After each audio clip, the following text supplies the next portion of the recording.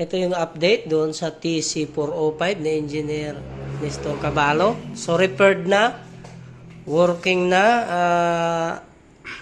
Ito yung reading niya. Yan yung horizontal, vertical. Okay? So, ngayon, kinakalibrate na lang to. Nakasalang siya sa microscope. So, para i-calibrate. So, tingnan natin tong electronic bubble niya. So, ang laki ng error ng electronic bubble.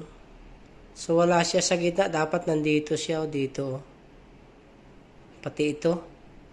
Dapat nandun yun. Okay, so laglag siya o dapat sa gitna. Okay, so yan ikakalibrate natin. Ang pati angle, digital electronic bubble.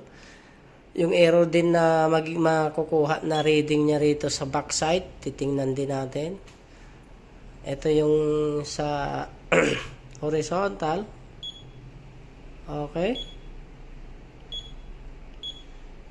Yes. So, sinero set natin dyan. So, check nga natin kung masisilip siya ron. Hindi natin mawala ng camera.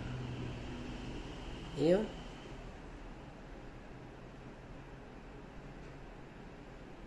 Okay, so pinakita ko lang. Ayun, yung procedure ng calibration. Then ready na to. Okay. So matutuwa to si engineer dahil naayos.